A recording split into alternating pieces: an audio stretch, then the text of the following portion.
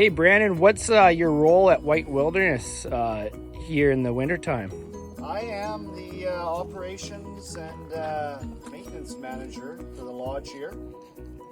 Basically just taking care of everything and making sure everything works and that everybody's happy. Cool. We're going to do a behind the scenes about what goes into the making of all the fires here at White Wilderness. Can you tell us about that?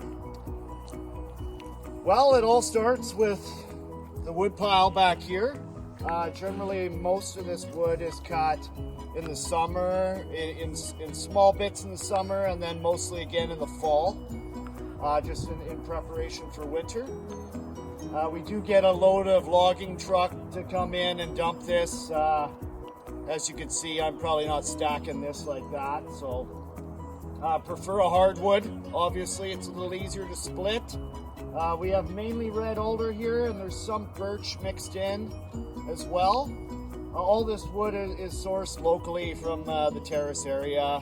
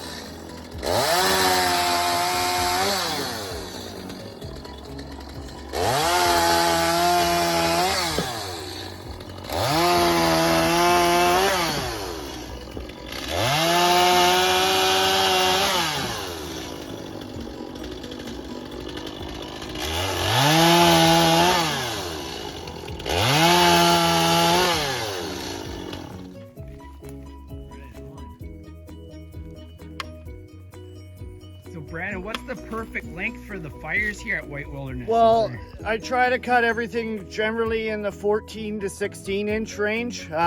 We have some smaller fires, so in the past I have split it where I've cut some a little bit bigger in the 20 inch range for a certain fire, but over the years I've learned it's better to just keep them all the same, 14 to 16 inch.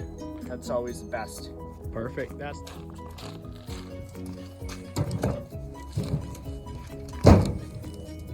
And you can see here the wood is fairly pale. That means it's pretty seasoned.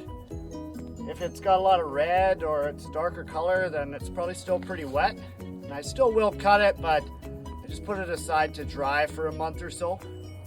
All right, so we're gonna try to keep those on there.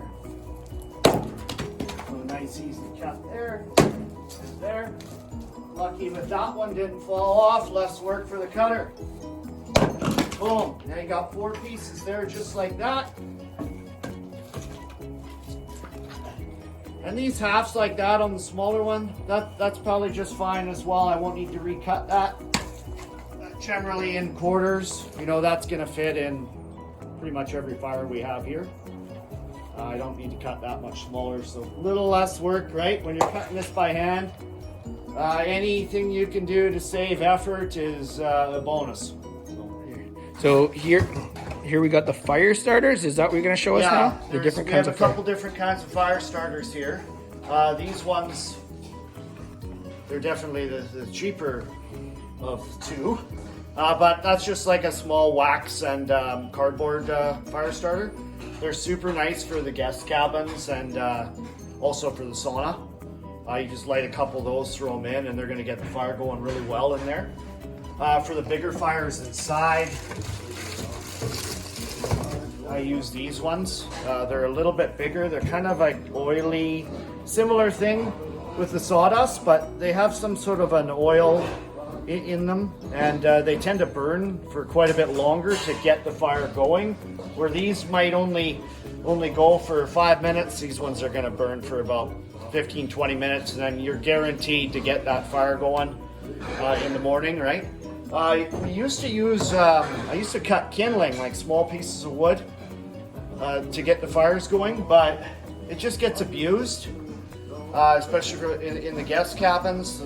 I just found it was so much work for me. Every day I'd be cutting it. Even if I did stockpile it before the season, it was quickly gone. So just to make my life a whole lot easier, these are the way to go. And you know, they're not very much. Like a box of these, there's 60 cubes in there. That's $10. So if you do the math, you know, what's better, my time or the What's 10 this bucks? building? This is right here. It's a wood sauna. Basically, there's a shower inside here, and then a cedar walled room with another wood burning stove in there.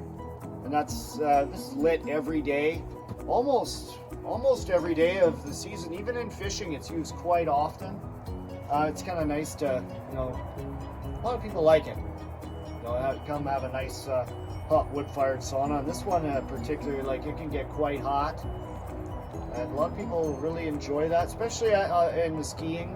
You know, I've come in here and there's 4 or 5 people laying in there at a time. You know, it's a busy place. It's definitely one of the biggest wood eaters I have here. The way that the stove works in here, keeping a barbecue lighter in here. Got a few different fire starters in here. One of these found its way in there, but generally just going to take one of those bricks just like that. Okay.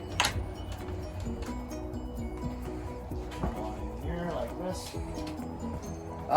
Little bit low on wood in here right now, but we are getting to the end of the week. This is the last day of this group, so I will stock this up tomorrow. We didn't quite burn the full wheelbarrow and a half, but pretty close. Pretty close. So you can see how this works. The rocks on the top. When they get really hot, obviously you have your water scoop and you pour your water on here, steam's coming off, creates that humidity, right? On this door, there used to be a glass cover on the door. That wasn't working out very well. Often found because of the type of door, when it would shut, it would crack the glass.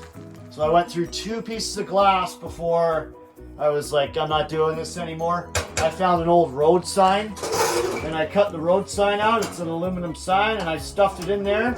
Obviously, it's got a little bit of air gaps, but it works good enough. You know, you improvise with what you got.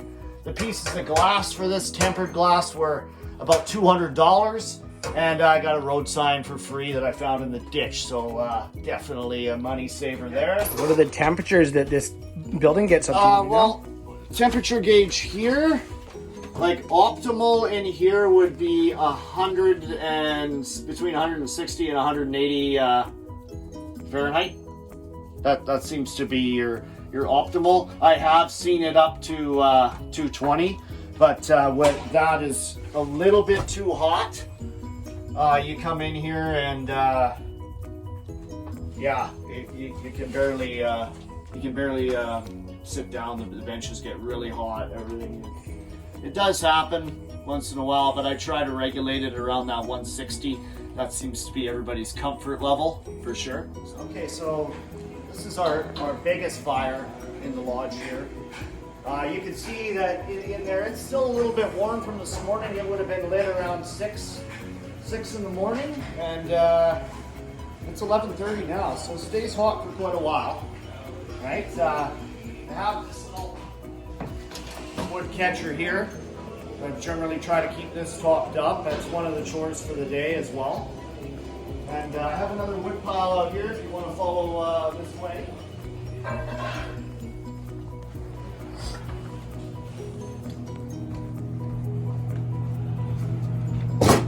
So conveniently, the wood, I stack it here. It's relatively close to that fire. That way I'm not going back and forth from the big pile. I can transport all this over here with the wheelbarrow. This is about maybe 3 wheelbarrow loads here, and 3 loads usually does about a week and a half everywhere. So, yeah, we fill that up like that, and this comes back in.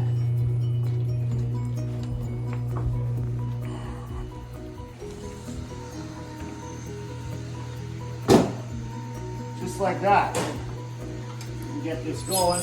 Obviously it's still a little bit hot. Get demo anyway here.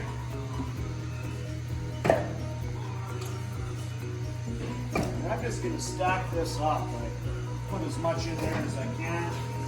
On these bigger units, it's just fill it up. It's the easiest way to go.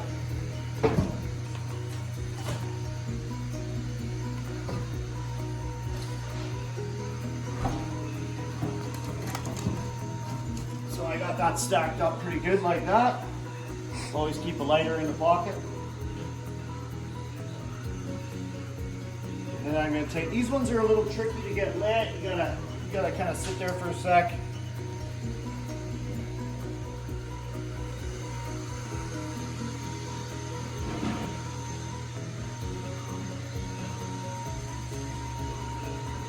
But once they get lit, then, you know,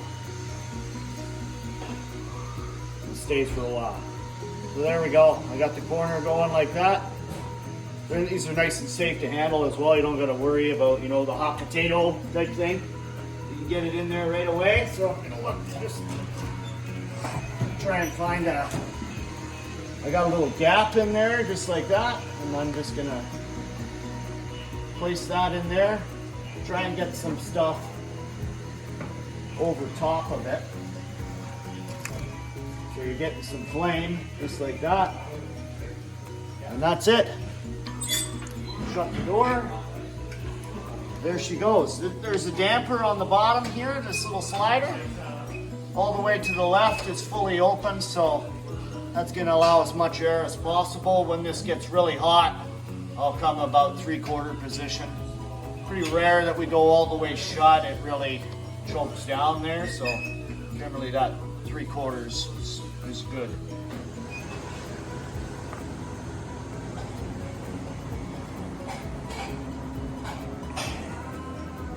Okay, so this is our bar area fire. You can see it's pretty exposed, nice big view area there, and it's tall, not so deep, right? That opens up just like that. And in here you see we have the log stacked vertically, so it's a little bit different than most of the other fires here where all the logs lay flat. This one is a vertical fire. And it's really more for just the ambiance, you know, when you come into the building, you see a fire going. Try to keep this one just to a minimum. You don't need to get it ripping and roaring, just as long as there's some flame and it looks good. That's the main purpose behind this one. Whereas the other big fire there, that's more of a heat producer. Also, it serves its purpose as a ambiance as well, but not so much as like this one. Yeah, so really the same procedure. I would use those bigger sticks in there, just like that. Get that one lit, throw it in there. Once you get her going, keep it down, just adding a few logs at a time. Definitely doesn't burn as much wood as the other one. It's because we do keep it low. There are periods where, you know, it can be -20 here. It does happen. You know, then it runs all day, but for the most part, just ambiance, that's good enough. So every guest cabin has its own fireplace here? Yes, every individual cabin. We do have some rooms over in our one other building that they don't have a fireplace, but any of these cabins in the row here, they all do have them. It's particularly important with the log buildings. Tend to not be as well insulated.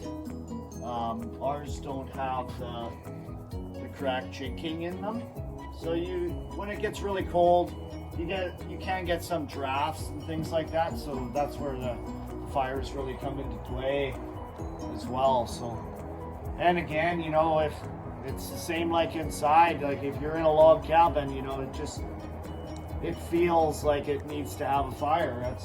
That's just how the Canadian way, you know what I mean? The log cabin, the fire, the moose, you know, the fish. That's how these are a small unit. They don't take you don't take a ton of wood. So just that same little kind of carry tray like I have inside is fine for these. A full one of those will last a week in here, not a problem. And they tend to get really hot really quick, like these cast iron units. Once it gets hot, it's really hot. So if you kept feeding it, this room would be turning into the sauna, sorta. So a small fire is fine in here. It's pretty basic. Right? You can actually cook on these ones. They do have this cooking top on them. Obviously, our guests aren't doing the cooking. I do supply all the stuff for the guests to light the fire in here. So there's their barbecue starter here. I don't see any fire starters left in here. So I have some with me. But generally, I'll have a handful of these, and they've got their starter. Okay. Not everybody can light a fire. A lot of the people that come here are city slickers. They've never lit a fire. They'll insist that they know how to, but I'll get a text at some point saying, hey, Brandon, can you go light the fire in this cabin? Yada, yada, right? Because, you know, they just were not able to do so. Which is understandable. Again, there is a process to this. If you've never done it before, you're not going to be able to do it, right? So we've already got a little piece in here. Well, it's charred up pretty good, but that's definitely going to be really dry. I'm going to do the same sort of approach as we do inside. Let's get some wood in there. You know what I mean? Just a couple pieces. Again, we don't need to overload this. Just make sure we got some good exposed edges. See how I have the edge down? Well, obviously that edge is going to light really easily, right? Instead of the fire hitting this flat plane, it's going to take more to light that. The fire's hitting the edge, it's going to light pretty easily. So I'll put that edge down just like so.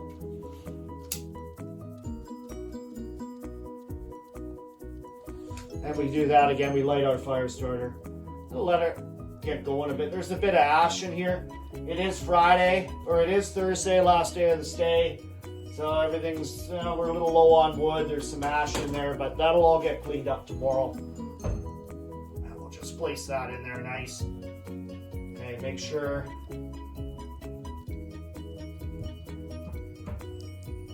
that flame is gonna hit that edge. Okay, shut the door. This one is a little bit different. It has a air vent type thing here. I don't really like these too much because when this gets really hot, like, you gotta be careful. Generally, I tell the guys use the fire starter, don't touch it. I've also seen this happen before where they light the fire and then this goes back there. And now you can see what might happen there. And that happened actually once already this week, where the starter was put back up on the top, and it's a big mess, and it's also potential. So on average, just the 8 to 10 fires. Let's say 8, 10 a day on average for your fires. Perfect. Absolutely. Yeah. Right on. Cool. Well, thanks for spending time here, teaching us all about the fires at White Wilderness and how it adds to the ambiance, the process that it goes into for all the fires and the wood gathering and the wood cutting. That's been really educational. And yeah, thanks for spending the time and teach us all about that process. Well, I'm glad to share the information. There's a lot more to it than most people think, and I think it's kind of cool to do a video like this so people can see what actually goes into the whole process, and how many different scenarios there can be with the fires and the fireplaces. Right on.